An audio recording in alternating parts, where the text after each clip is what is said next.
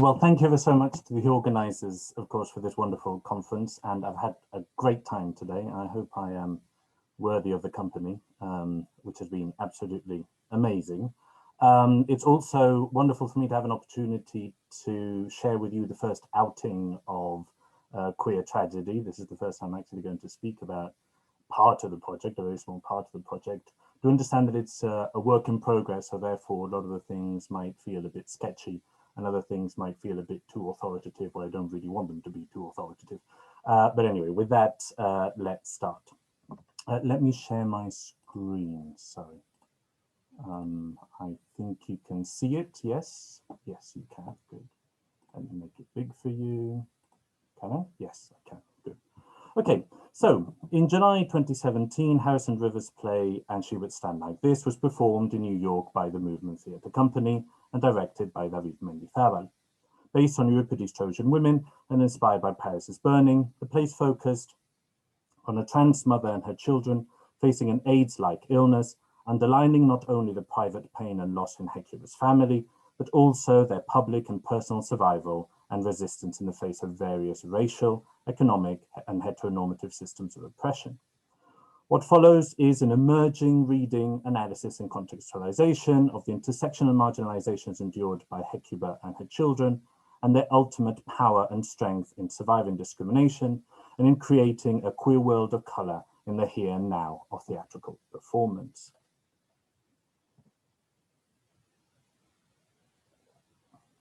So as in Trojan Women, the creation of a community by marginalized individuals, survivors of violence, and those dispossessed of kith and kin is also central to And She Would Stand Like This, in its use of the house system in the Harlem ballroom scene.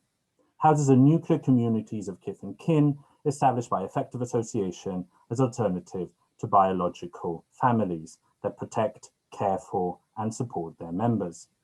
And so the central community of Euripides' tragedy is transposed in the play into the queer family of color, headed by Hecuba's mother, hereon called the House of Hecuba, which on stage in 2017 was performed as markedly queer and Black. The importance of the House of Hecuba, in contrast to the rejection of their queerness by the biological families and original context, is powerfully voiced by the children, Baby, Miss Scott, and Grace, which you can see on your screen, in the two choral interventions of the play. For example, Grace remembers how poverty brought her to prostitution. That's where Hecuba found me, black and blue and bleeding in the street, the aftermath of a blowjob gone bad. I still don't know how they go bad. Later, Grace talks about how, as a kid, her mother often compared her to her camp uncle. That's how you'll move with grace, her mother said, while others admonished her. And my Tita Edith, who I think likes it when people die, say, boys ain't got no need for grace. Your uncle found that out the hard way. As it transpires, the children have found an accepting, encouraging, and liberating house in which to be themselves, away from the discrimination of poverty, hypocrisy, nosy housewives, bigoted aunts, and aggressive fathers. Hecuba, as their mother, is there to ensure their survival and future. I read. A mother, and this is Hecuba's words, a mother does all she can to equip her children, to give them the tools they need for survival, for life. A mother uses whatever means necessary, whatever she has at her disposal, her tongue, the back of her hand, the heel of her shoe, tough love, the toughest. It's the only way.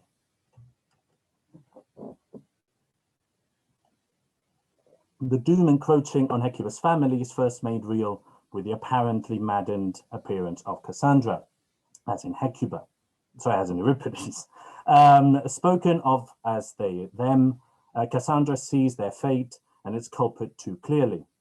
They have been infected by their lover, Ajax. They also demonstrate an extremely sophisticated and level-headed appreciation of moral and criminal behavior in relation to AIDS. They say, the first time he came to me, the first time Ajax, I knew then, even while he was taking what he wanted from me. Ajax's criminal infection of Cassandra is what partly constitutes the rape in the play. As revenge, Cassandra will kill him as she promises to bring Agamemnon's death in Euripides. But the sophisticated diagnostic, moral, criminal, and sexual clarity Cassandra demonstrates is unfathomable to others, as in Greek tragedy. Hecuba says, "My child is touched and lives their life as if in a dream. There's no substance to their threat, no substance. There's no substance to any of it." But Hecuba is fatefully wrong. This is sadly no dream. As in Trojan Women, how to face the harrowing horrors of life and fortune, in this case, AIDS from the assailed vantage point of queers of color, is at the heart of And She Would Stand Like This. Mother Hecuba, as in Euripides, offers from the beginning a position of resilience and resistance in the face of death. I cannot, I will not, I do not accept death. In contrast, Andromache, as her tragic namesake, sees death as a sweet state of oblivion in the face of horror. She says, "Yes, Mother, Polyxena died, and it is as if she never saw the light of day. She knows nothing now of what she suffered, while I, still living, which I have been told time and time again is an enviable position, am in constant pain." In her response, Hecuba, as in Trojan Women, finds it imperative to resist for Astyanax's sake and the family's future. There is plenty of time to be dead, a lifetime in fact, but until then, hold your child, raise him up, be his mother and father, and when you depart, when that time comes, and only then, he will carry on your lessons ringing in his ears. But as in Euripides, their resilience is still to be put to the test. The doctors suspect Astyanax is infected too. Surrounded by the rage, despair, and wailing of her children, when only Astyanax's toy horse is returned, Hecuba chooses, and like her Euripidean namesake, to keep on pushing for survival and resistance. She will herself burn the Troy that AIDS has destroyed. She smokes a last cigarette and puts it off on Astyanax's toy horse, making it burn, and throws it on some piled up chairs. And so, with the closing words of Hecuba and Euripides, now stripped of slavery, the house of Hecuba walks on and away in a display of strength and survival. "O children, hear me, for it is your mother who calls. We will no longer be subject to the whims of the gods, or to the dictates of administrators, or the diagnosis of doctors. We will not accept the fates that they have picked out for us. We will determine our own ending. No, not ending. We will determine our own beginning. I go forth from my country in a city lit with flames. O shaking tremulous limbs, this is the way forward and walk."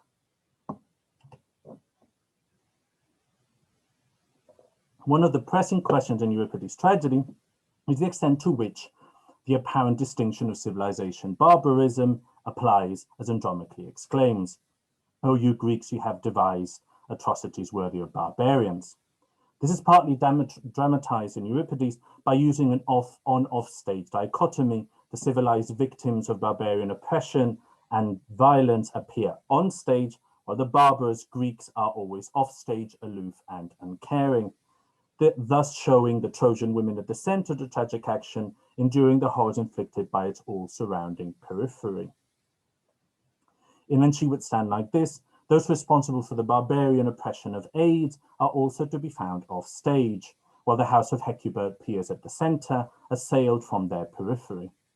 Similarly to the Greeks in Euripides, the offstage one suspects white male doctors decide how to manage the diagnosis afflicting, and killing the Black queer family on stage, with its concomitant intersectional discriminations of class, race, status, wealth, and heteronormativity.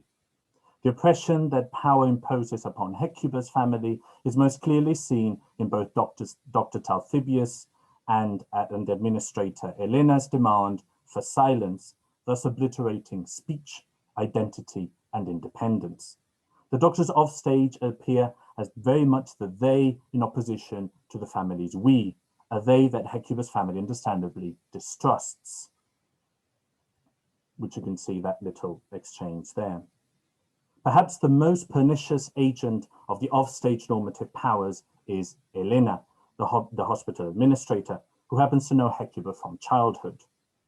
Alongside the racial and class readings one could make of her social ascension from poverty to alignment with the offstage doctors, Elena is placed most clearly on the side of economic and gender systems of oppression.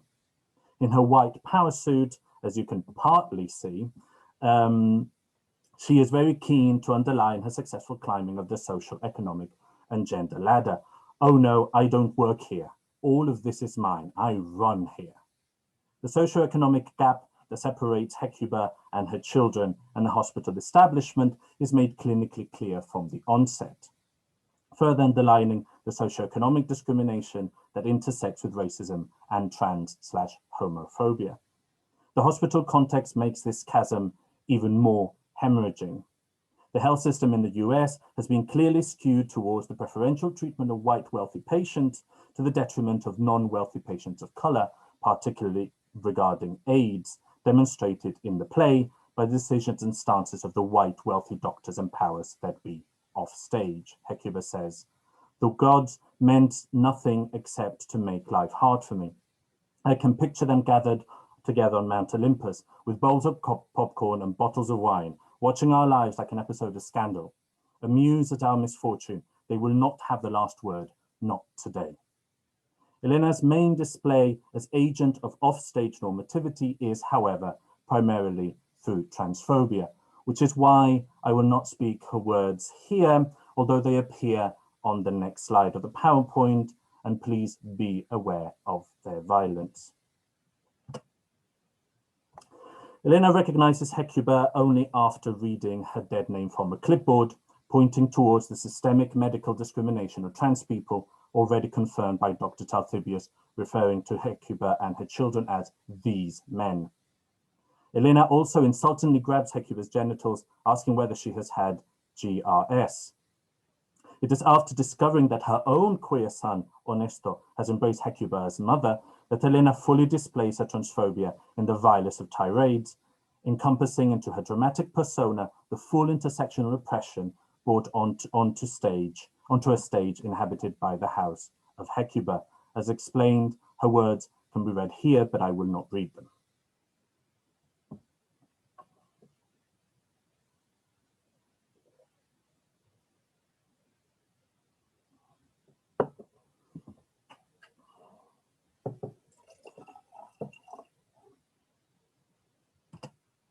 I have now moved to the next slide for those of you who have looked away.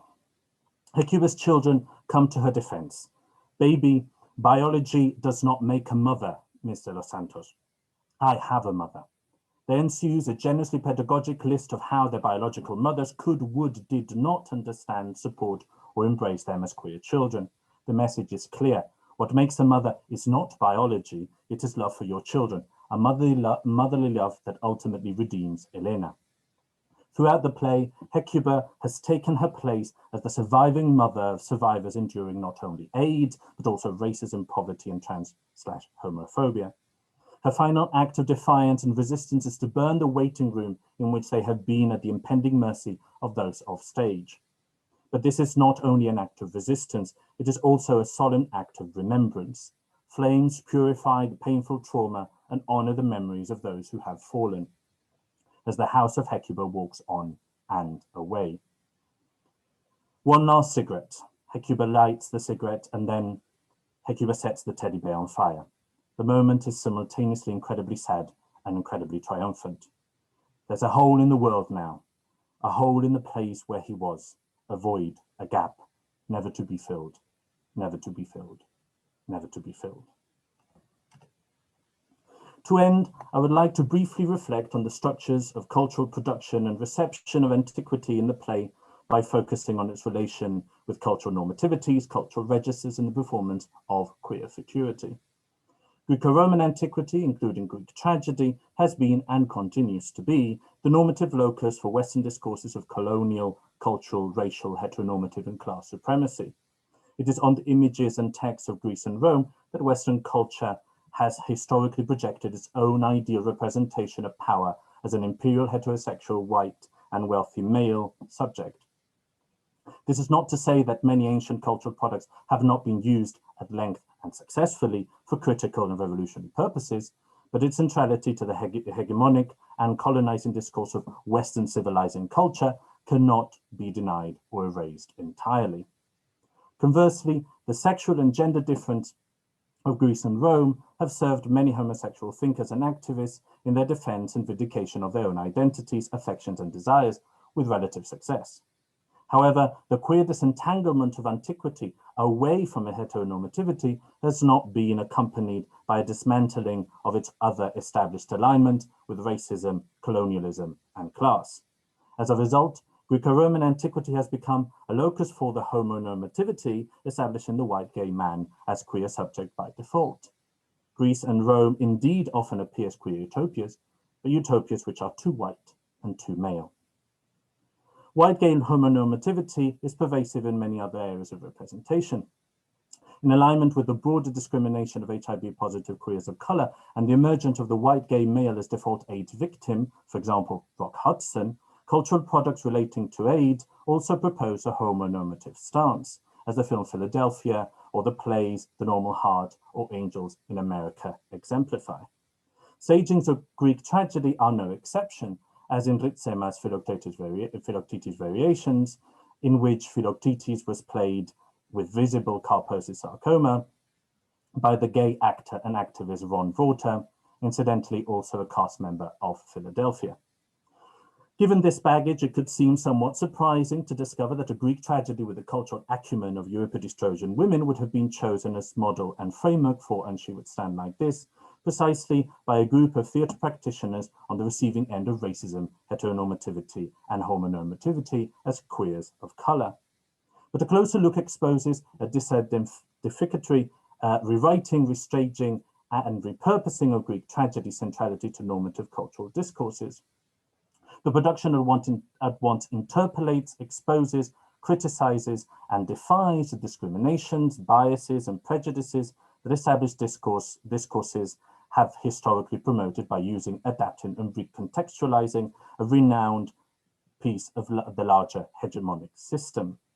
Instead of openly confronting and disregarding the hegemonic cultural object or attempting a process of assimilation and identification with it, it takes on board and exploits the structures of cultural capital of Trojan women for its own cultural interests. It redeploys the tragedy's own questioning of civilized conduct, its spatial dichotomy of oppressor and oppressed, its dehumanizing crescendo, and its exploration of community to focus on the intersectional discriminations faced by a family of queers of color enduring the horrors of AIDS. It repositions queers of color from the displaced periphery to the cultural center, from victimhood to survival, with a tool cherished by both homonormative and heteronormative cultures, Greek tragedy. In doing this, it provided then a dramatic space in which to enact the lives of queers of color that did not prescribe a violent and or destructive outcome as is customary. This disidentificatory appropriation, the redeployment and recontextualization of one of the classics of Western cultural history lies at the center of the potency, skill, and contestation of And She Would Stand Like This. But And She Would Stand Like This was above all a performance by theatre practitioners before an audience in the present there was 2017, which included legendary names such as Hector Estaraganza and RuPaul. As such, it established a performance, reflection, and celebration of queer past and queer present, setting former challenges and strength in dialogue with those now.